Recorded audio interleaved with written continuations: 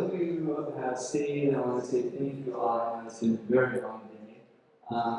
We are so excited for our next lecture. Please welcome Deborah Desilets talking about Morris Lapidus and his architectural contributions to Miami Beach. Thank you. Coming after these two fabulous lecturers, I have to say there's going to be three strands of this discussion. First, scandal, angst, and pornography in architecture. Deborah, just make sure you... I think what Lapidus did was cause enough brouhaha in the mid-century when he hit Miami Beach to get all the dirt going in the oyster and make a pearl of her. What I hope to do is take you back in time a minute before the Marine Stadium, before all the joy of this modernism hit. You have Morris Lapidus coming here for his honeymoon in 1929, where he stayed at the Wofford. As he got out of the, when he got out of the taxi, his wife had Bacardi rum in her girdle. It fell on the ground. And so he was wafted with Bacardi rum coming into the air, and that was his baptism of Miami Beach. It would be 20 years later before he came here to claim Miami Beach as his own through his resort hotels. I'd like to go slowly back in time a minute to explain that brouhaha that made Miami Beach scandalous. Morris Lapidus, this quintessential Miami architect, on his own, each decade of work possesses this individual color and identity that marks him still separate from any other mid-century modern designer. He still does not have a style. And I want to tell you, I met him when I was 33. I never knew that I'd have to be doing this at 64. I didn't realize this was going to be a 30-year journey for a 33-year-old woman. And my sons have already told me, give it up and come be a grandmother. But, but the point is, Lapidus is worth talking about because of these next reasons I'm giving you. Not only did his architecture come together to create a fantastic and a glorious tapestry that is Lapidus architecture with a capital A, it came to be synonymous with an environment that's called Miami Beach. And the fact that he married them two together makes the Fontainebleau still the most recognizable building in the world for Miami Beach. And by the AIA in 2012, they recognized it as the most iconic and recognizable building in Florida. So we have quite a heritage in his building that has been there 75 years. What I'd like to do is sort of explain to you that it was during the 21st century that alongside with the birth of this Miami architecture, the critic was also coming to bear. And Lapidus collected more negative press during his lifetime than almost any other architect. In fact, that demeans and really obscures his work, and it forces a lot of people not to take him seriously because of the negative criticism. It was like being bullied. And why was that? It was because Lapidus would go against feelings, against this form follows function, the creed of the mid-century modernism that was coming from Germanic thinking and the Bauhaus and the international style. And Hilario Candela's a version of mid-century modern is all that. Lapidus was saying, no, feelings find form. Dean Silvetti said it absolutely best, and I want to quote Dean Silvetti because he says it so much better than mine. He says, for 22 years after graduation, Morris Lapidus went exclusively into retail designing. Today, we can see history recalls in context that he was wildly original and innovative. With, for us, our own common features today that we consider in retail, he invented, or at least he considered. Stores acted like billboards to us, with curving lines, penetrating forms, bright lights, graphics, and a sense of happening. Lapidus put you there. His use of color, ornament, free-flowing lines, curves, space, and illumination for the display of merchandise sold merchandise. He devised methods of breaking the storefront and the interiors that became common afterward. He broke the fourth wall. He brought you in as the observer. You saw the space. You were in the space. You had that dress on before you bought it.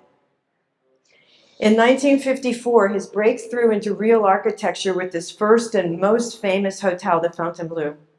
of Miami Beach, he designed not only the building, the ground, the interior, the entire building, and it became one of the best hotels in the world.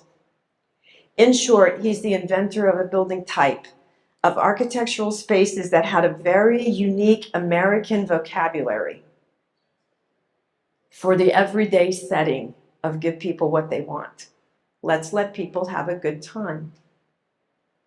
Let's feel what the vacationer is wanting. Something out of the ordinary, something extraordinary. They're not coming here to live in their own home. They're coming here to experience something. Lapidus was going to be the first one to say, I'm going to give you an experience. And he was creating an experience economy that today we know is wildly famous. We know that we are back now in the same thinking that Lapidus had. He's outlived his critics. He would have died a martyr if he had not lived to 98 to go to the White House and become an American original with me by his side, with the Cooper Hewitt. But still, his language of architecture is considered cheese holes, beam poles, and waggles. Still, from Olga Geft, who told me that it was she who coined that at 18 when she was working as an intern at Pencil Point. Still, his language is being brought down to this epitaph of an 18-year-old girl. But he did build a string of hotels in Miami, the Caribbean, the United States, Europe, Asia, Africa, more than 250 resort hotels, more than Ben Tabler, who's with, so his resort hotels still are there and pumping out tourism and views of the world, and his architecture of joy, his experience architecture. And why? Why is that? Why is that after having done 250 resort hotels, he was not published by architectural critical magazines, nor even looked at inside of academia as a serious architect? Why was his architecture not considered modern, not considered even discussable? Who's afraid of Morris Lapidus? Who is afraid of Morris Lapidus? Why has an architect that's affected the life of so many and received so much wide public and foreign acceptance for his work, why has it taken it so long to be acknowledged by the profession and by academia? This should be a matter of reflection along with the reproposing of a very, very pervasive late 20th century issue, that of the relationship of architecture, pop culture, and taste. Now we understand that the 50s and the 60s in American avant-garde was concerned, and he was reviled for what it considered to be a patronizing gesture of giving people what they want. But isn't it a good concern anyway, always? And doesn't it have political import that we do for people what they want? Or we try to please the people that are our clients? Client? Mr. Lapidus would say, I don't work for my client. I work for my client's client. So what I'd like to do, although it's a lot of fun to talk about the fun stuff about Lapidus, what I wanted to do was let you see the scandal that was created within inside his own profession and the brouhaha that he had to go through, where he almost decided to quit like, I'm going to quit this game. And I'm not doing this like this anymore. He did one building, it was the one building that he just said, I can't go that far ever again. And that was the Interama project. And he never really did go that far again. But Lapidus was pushing as far as he could to understand what made people tick. So now we're going to talk. It was the Interama at Sunny Isle. And it's in his book, Too Much Is Never Enough. I'm trying to read notes so that at least I keep you guys with what I'm talking about. The angst of Lapidus was only seconded by his friend from high school. Now, who would that be? That was Manny Panofsky of Ellery Queen. And the private letters between Manny Panofsky, a childhood friend of Morris Lapidus, those are held at the Syracuse Library, the special collections. And they're on onion skin, a carbon copy onion skin, typed, written, not one spelling, not one correction, nothing. Manny Panofsky, as the writer for Ellery Queen, sat there and wrote his friend, forget him. You don't have parasites. You don't have anything in you. Damn the critics. He said, you're your own man, Lapidus. I have to play with my crazy cousin here with a brown paper bag over my head to act who's Ellery Queen. He said, you are your own man. Stand tall. So with the support of a friend from childhood, from PS School 1 in New York City, Lapidus got courage and continued to go on into the islands. I would like to say in the end that Lapidus doesn't really have a style that people can say is style, because he himself said styles are not permanent. He said, but that thing we call beauty, delight is. And he said, what we have to do, we have to give people a lift. So what he was trying to say at the end of his life when we went to Columbia was that architecture has less to do with brick, stone, and mortar and more to do with the human spirit. Give people a lift. He said, I don't study geometry, I study people. They're far more interesting. So for him, the common thread in all of his work was that he was looking for, and he's written books about this, a quest for emotion and motion in architecture. And he would say, this was my quest that I started, and this is the quest that I saw at the end of my life coming into being in the work of other people. Rem Koolhaas would come to him. Lorenda Spear of Arquitectonica studied with him. You see Robert Swedroe studied with him. He designed Aventura. You can see today we have modern architects that say they're influenced by him, like Kobe Karp. We have people in the city that are still being influenced by him. Whether or not we can still see the same level of care that Lapidus gave to his customers, the client's client, that's yet to be determined. But we can know that Lapidus satisfied them because we have 75 years of real concrete work to study and look at.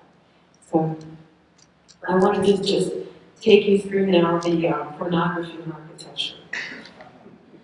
Okay. In order to be able to do this work, I want to thank my brother and my sister and my colleagues, David Tannenbaum and Ray Jungles, who have been graciously supplying me money so that I can take my MBA studying the work and continuing these lectures. This is Morris Lapidus at the time when he was having his severe pains. What am I going to do? Who am I going to be? Where am I going? This is him when I began working with him. And in the end, we did take him to the White House as the National Design Award recipient. Mr. Lapidus and I moved through the restoration of his Lincoln Road in 1994 to 1996.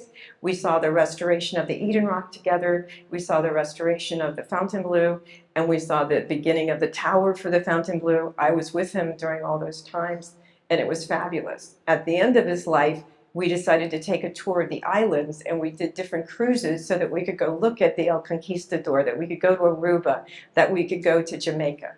And that was the most incredibly uplifting part of any experience I've had with anybody. So Mr. Lapidus was all you see. I mean, he was fabulous at the end. And this was the card that he used to advertise his office in 1943. At this minute, I just want to tell you, how did he start his office in 1943? He started his office after doing 22 years of retail store with Evan Frankel. Evan Frankel would go on to develop the Hamptons. That was his former business partner.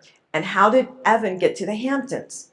Well, Lapidus' father said, I know your wife wants you to be an architect on your own. She doesn't think you're doing real architecture as a store architect. But he saw that as a laboratory for studying desire and what made people do things. But she didn't like it. So the father said, I have this call for a light that is from Admiral Rickover with World War. He needed a light. And he said, I'll give you a lot of money if you come and work for the company and design that light for Admiral Rickover. So Lapidus did. He stopped working with Evan Frankel, and he took off a whole year of his career to design the light that would become the signaling searchlight that would be used by every ship-to-shore landing during World War II. So Mr. Lapidus stopped his life to work with U.S. metals with his father, who he had swept up shards of copper with during his lifetime because he had made headlights for Ford's cars. And now they're making headlights for the war effort. They had to test it to see if this was really going to work.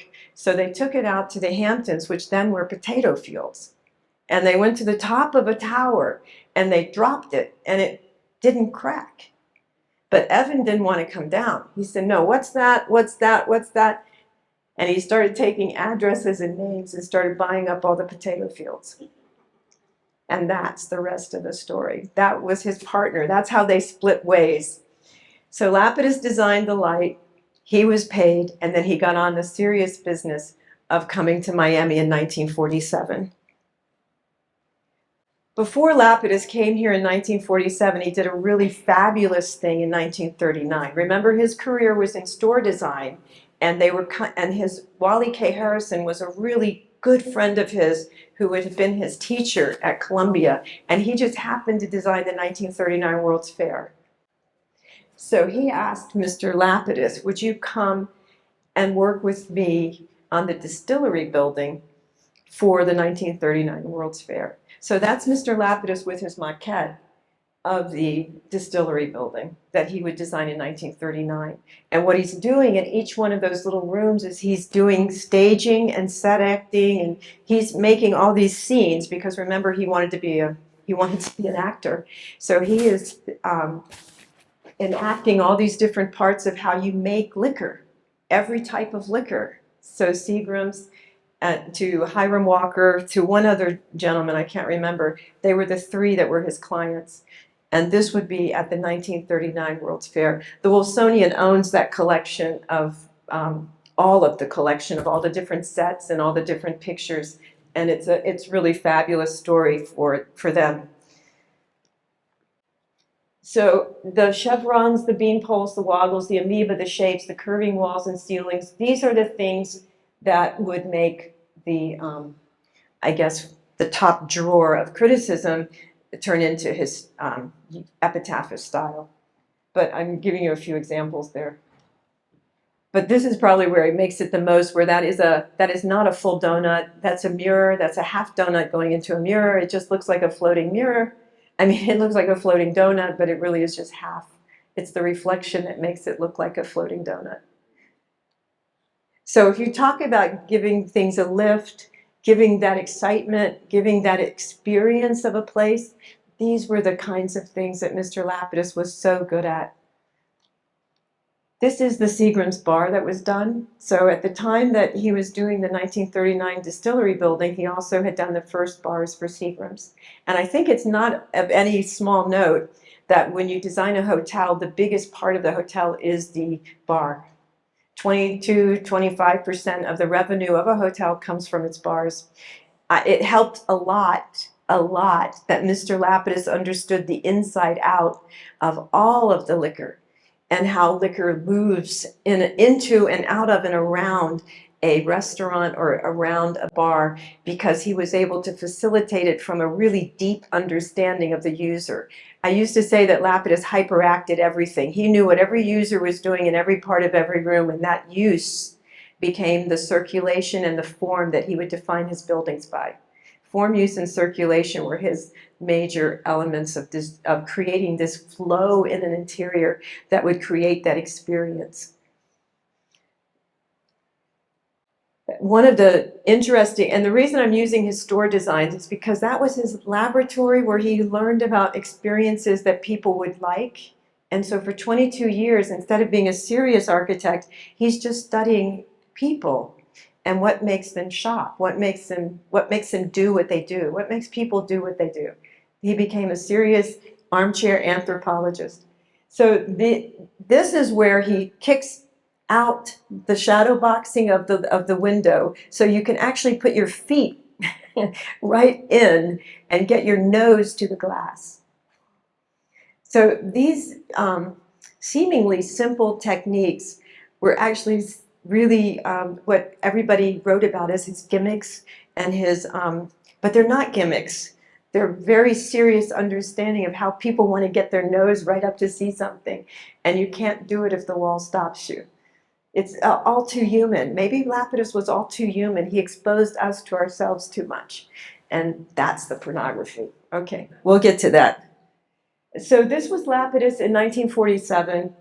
and when he met two men that would define his career at that moment, and that would be Harry Muffson and Ben Novak. The two men were partners at the Sans Souci. They would decide that Ben did some bad deals with some of the money. Lapidus found out about it. Muffson found out about it, and Muffson said, I swear to get even, and that's when he bought the property next to the Firestone Mansion, the Warner Estate, to build his Eden Rock. And the story of the saga of the Fontainebleau, the searing hate between these two men, would be a crowning story in Morris Lapidus's career.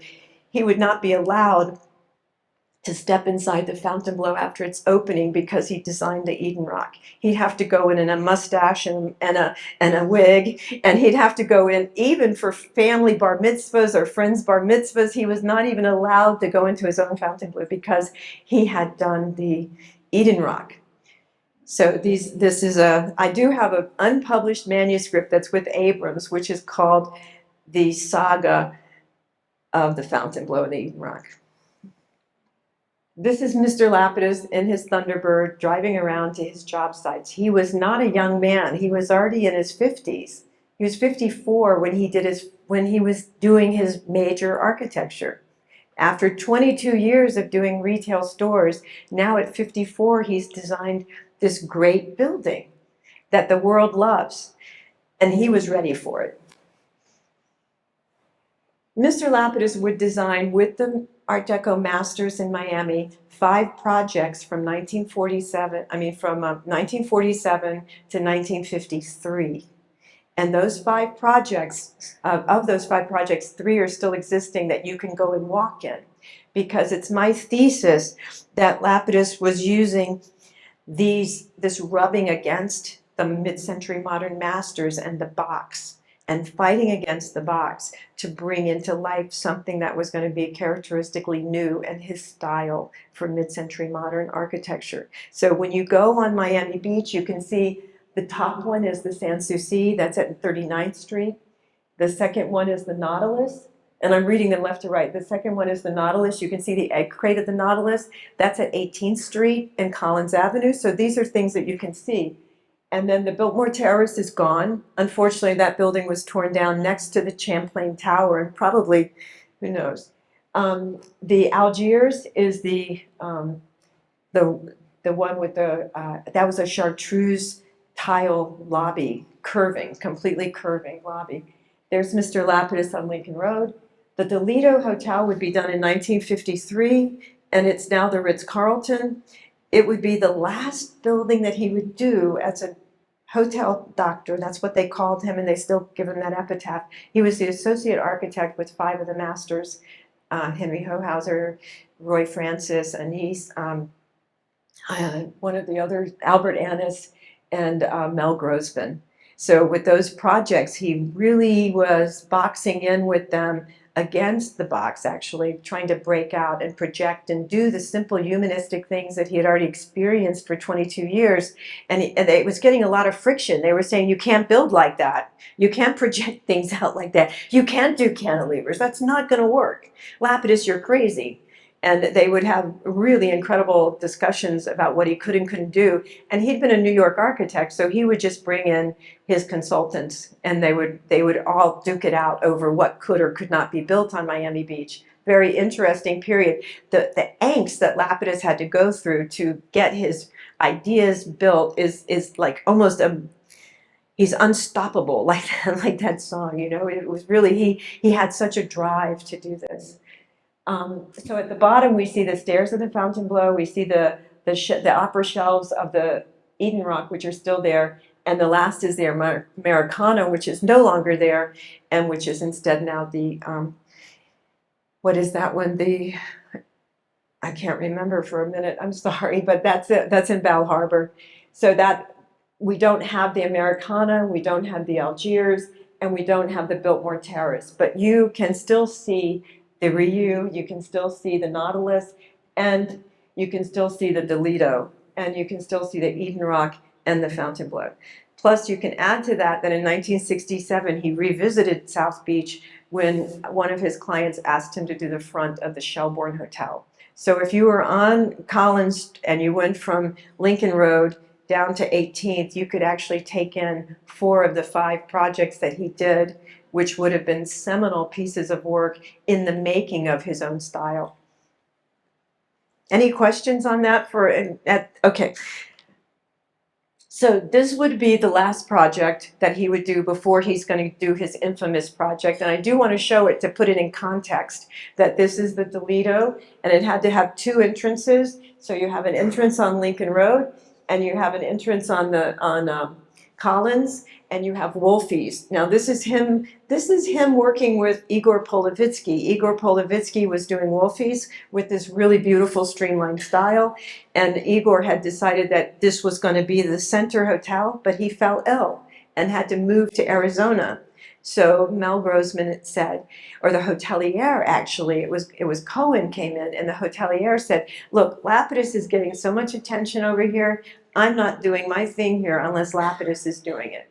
And so it was because of the hotelier that was going to be running it, they insisted on Lapidus. And so Mel Grossman worked with Lapidus, and he would do for the first time a hotel that would have 2 entrances, one that had to really pay attention to the Collins Street side, and one that would also pay attention to Lincoln Road. And Lincoln Road and the corner at Lincoln Road where you stand when you observe this building, if you do see it on your tour of Lincoln Road, that would be the original neighborhood where Carl Graham Fisher with his partner James Allison, who invented Allison transmission, by the way, and went on to become Union Carbide and all these other great things. You know, this is Carl Graham Fisher's partner in all of his madcap things from making of Miami Beach go back to Allison when they would race in Belle Isle on their wet, watery way, which was their second compromise to their Indianapolis 500. They were right there, and the property that the Toledo is on was owned by nobody but Goodyear. So here you have somebody like Goodyear Tires, you have Champion Spark Plugs, you have all the gearheads in the world right down here making Miami Beach. And it was fun. They were fishing, they had like what do you call those, a moat all the way out in the water, a wharf, a dock that would go all the way out in the water that they just put their boat there and then run inside the house. This is the premier original neighborhood of Miami Beach, in that Carl Fisher chose it for himself. And he would strike in the sand Lincoln Road. That is absolutely how we have Lincoln Road. And when Pop Sirkin came here with only so many rubles in his pocket during the Depression because he'd lost all of his money in New York, he started buying up property. It was because Pop Sirkin bought about 10 different pieces of property and then single-handedly gave it to Igor Polovitsky to design and other modernist designers to design, that we have the Albion, that we have the Lincoln Center, that we have Wolfie's, and that we have about 10 projects that were done under that family development. But we get Lapidus inside of that mix, and Polovitsky would be gone because of a health condition, and Lapidus would be the one to finish what was called the center. So this hotel opened in 1953. And he had a huge mural on the outside of the building in that huge egg crate, which is angled so that he has the sun shading devices for those rooms. This is what it would look like at night on the side of the Lincoln Road. And they have recreated that mural on the inside. So when you do go to see Lincoln Road, you'll see that mural is still there. It was recreated. And hubcaps that were to honor Carl Fisher, to honor all the gearheads that were there. He said, I'm going to put hubcaps on the wall. You'll see that they're still there.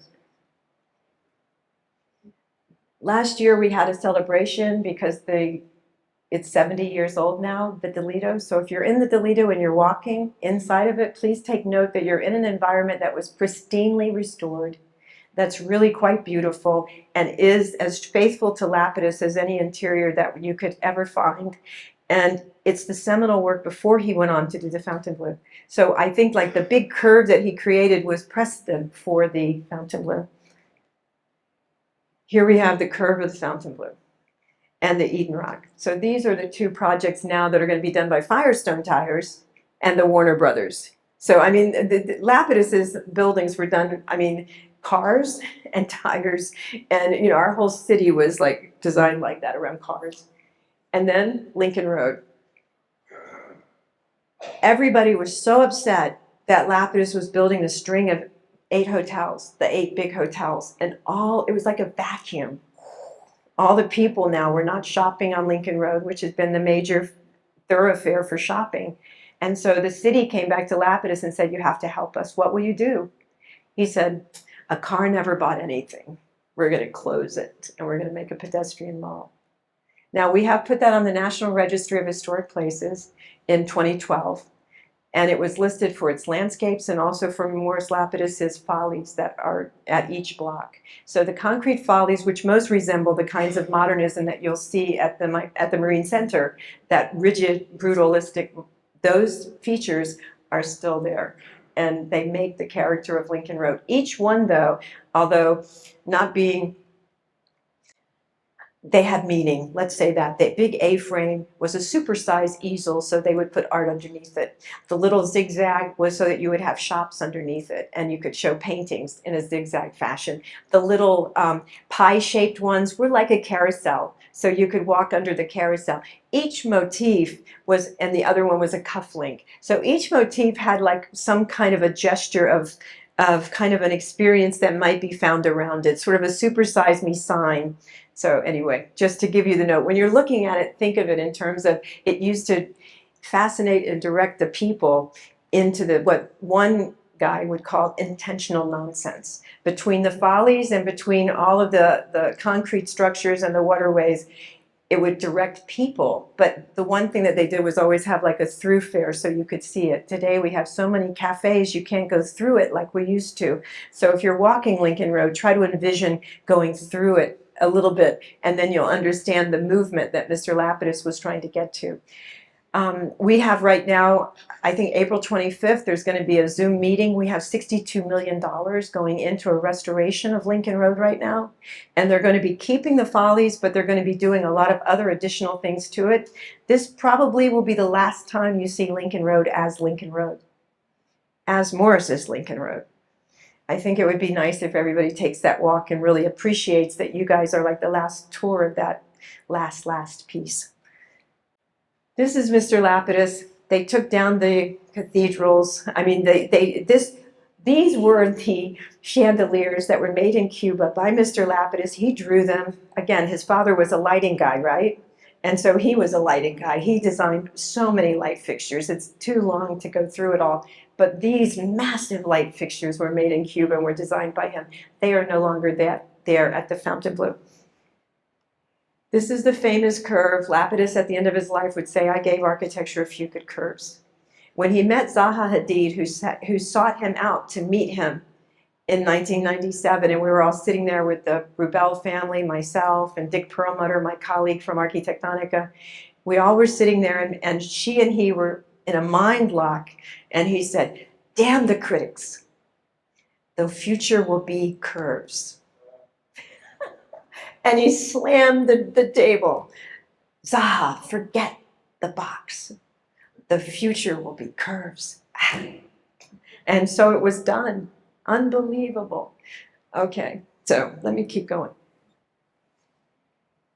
This was his wife. Lapidus would not have been who he was without Bea. So I have to at least show you the partner behind the man. She was his everything. And this is him in Jamaica, because once he left Miami Beach and he didn't want to do the Interrama because he felt crushed, he took off to the islands and he began designing the island hotels. And I'll give a talk on the 26th at the, where you were the other day at the Gavin Center. I'm going to do a talk on the 26th about just his island projects, because he took all the whimsy and all the desire and all of the thoughtfulness that he had put together on Miami Beach and went to each individual island, and in most times was the first one there designing resort hotels for them. And I can tell you Aruba calls and they've restored everything. I can tell you that Jamaica went so far as with the little jippy joppy room where he put hats upside down from the village people, that the ambassador of culture came to me one day and said, we have found women in the fields to make those hats again. So the loving care that they have done to restore Lapidus over his lifetime is pretty amazing. And I have found out that that the hotel he built in Nigeria, has been taken over by the king, and nobody can get in it anymore. It's his own private palace. So these are very interesting. So this was Beatrice Perlman Lapidus, and they were married for 63 years. And I met Mr. Lapidus a few years after B had passed. So that's me with Mr. Lapidus at 33. Was I? No, 42. 40? Yeah, 42, I think. And I'd already been with him a few years. And we were opening the restaurant that we did on Lincoln Road called Aura. It's no longer Aura, and they've taken out a few features of it, but it still telescopes down. It still has the feeling of the space because I opened it. That's me with Lapidus in Canada. One of the last projects we did was for Roots of Canada, and we did their stores for them. And so the guys from Roots, they called us, and we were there. We're in the limousine, and he's saying, they have just sold $30,000 in the first 5 minutes. We have never opened a store with this much merchandise flying out the window. It's like, he could not believe it. We have had great luck in Miami of bringing people here that Lapidus could meet. He had always, during his lifetime as a young man, when he could walk, he would go to see Gio Ponte. He went to see Alvar Aalto. He sought out pilgrimages with all of these different men. And I can't recount all the stories with each one, but he had Oscar Niemeyer, who he loved, who he went to see when he visited his family in Brazil, because there were about 500 Lapiduses in Brazil, because when they came in through Russia into Ellis Island, one of them had a cataract and he had to go to South America.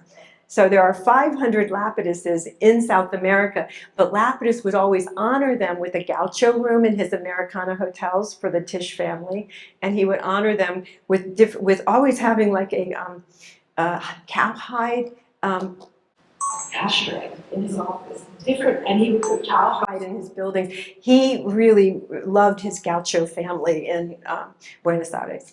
So this is him, though, with you can see Alberto Alessi of the Alessi kitchen family, right? The kitchenwares from the Italian. He's leaning on Mr. Lapidus's walker. And you have Mendini is standing there next to me thinking. And what are they thinking? They're thinking, how can we take the drawings of Mr. Lapidus's teapot and turn this into an Alessi teapot? And so they did. And it became one of their impossible collections because they couldn't produce it. So it has gone all over the world in an exhibit called the Impossible Collection, which, by the way, Zaha Hadid's is also in that esteemed collection. So this is where this is such a bad picture, but it is Philip Johnson. And it is Mr. Lapidus with Philip Johnson. And one of the guys from Miami was there with us, and he took it. And I don't know why he was shaking so bad. But anyway, this became an interesting minute because, let me go back. And the reason it was interesting was at that lunch, he looked at Mr. Lapidus and he said, "You are the father of us all." And it was very interesting because when Lapidus was having all the angina about what was happening with his career, Philip Johnson had walked into the Fontainebleau and they had said, "What do you think?" And he said, "Anybody that can put 27 colors together in a lobby, I'm going to reserve comment." And then during his lifetime, he began a conversation with Philip Johnson. You know, when he began doing his Chippendale buildings and began doing his own style and going out on his own with different projects, Lapidus reconnected. So it was very nice that I could call Philip Johnson's office and we could meet at the Four Seasons and Mr. Johnson's booth and have lunch together. Now, this is a photograph that I took of Iran Isakhan, and she's the one that took a lot of photographs of Mr. Lapidus, and she did a photo shoot for me with my island clothing that Mr. Lapidus wore. He took off the orange shirt, and he and Larry Rivers, who became friends with me, Larry was my friend, and I said, "Larry, you and Mr. Lapidus have to meet." And they met, and they loved each other. They both put on my shirts, and they joined the models in this brouhaha fashion photo shoot in an alley. So I'm going to also be showing the Lapidus shirt and the Rivers shirt on April 26th at that show for the island, because they were both such good sports about it. And what's amazing is they both look 40 when they're wearing them. So, so what did Lapidus do in Miami? You can count off the things, but I want to just tell you he was buried at Rivers, you know, the wake for Mr. Lapidus was held at Riverside Funeral Home, which was a place that he designed. I want to tell you that we would enjoy Lincoln Road for lunches. I want to tell you that we always went to the Eden Rock for dinner. I want to tell you that if you're in this world, you're living in a world that was in where Lapidus brought his heart and soul and culture to it. He put in the Theater of the Performing Arts, he put in the Colony, he put in all of the Fontainebleau, the Eden Rock, the Bal Harbour Sheraton, starting with the Delito. They had supper clubs for thousands of people. He was bringing the work he had done in the Borscht Belt and at the Catskills and at Kushner's and all of the Borscht Belt hotels. He was bringing that, the Grossingers. He brought that love of entertainment to Miami. And remember, he had wanted to be an actor. So you have these huge dinner clubs. So the point is, Lapidus was really an incubator for musical talent, performing talent, and for all of the acting that he could not do. He certainly made stages for them all to act on. And he certainly, in the end, made actors of us all. So I can open it up for questions, but I wanted to quickly show you his buildings. That became pornography in architecture. So here is Miami Beach at that time. This is before this arena, just so we can get a sense. This would be in the 50s. This is Lapidus with his store design. I'm just going to go quiet and let you look at it, but I'm going to go through the stores and then end with his hotels. Very Art Deco, correct?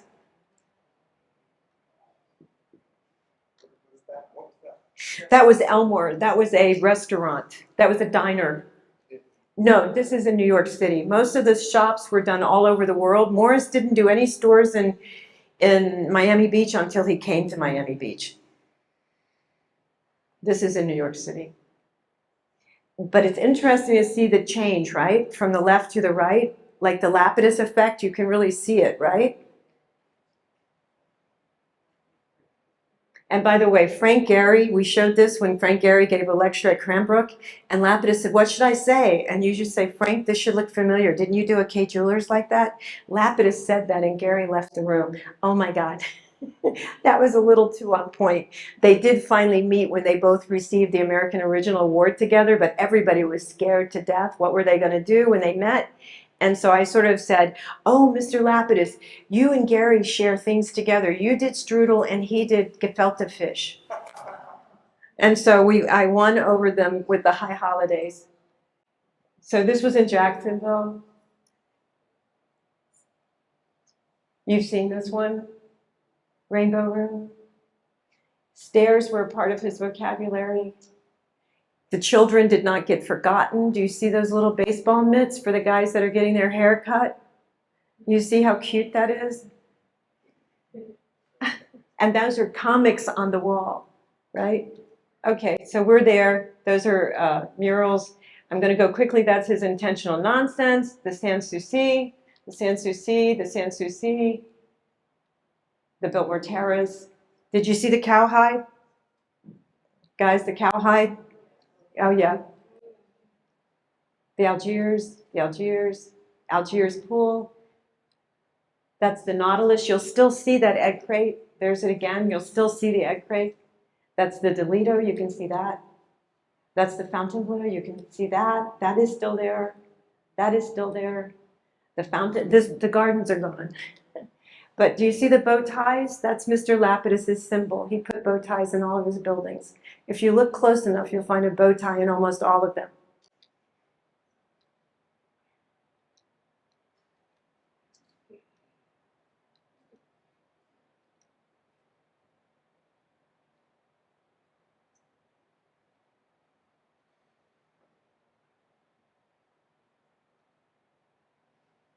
That's the pornography in architecture where he does the wireframes of the balustrades. That's definitely a moment where they thought he was going postmodern. Not happening. The Mona Lisa room, you see all those paintings of the Mona Lisa. The Americana, which has that incredible bar. That was an underwater bar with that cantilever parabolic, right? The parabolic he was talking about. That's a bar that you could float up to underwater. There you go, that was the atrium. We have saved those mosaics, they're in Tallahassee. And here you go. Morris Lapidus is best known as the designer of glamorous post-war resort hotels in Florida. But guys, I'd like to say he was more than that. He was a humanist. He put humankind back into the study of architecture. Thank you.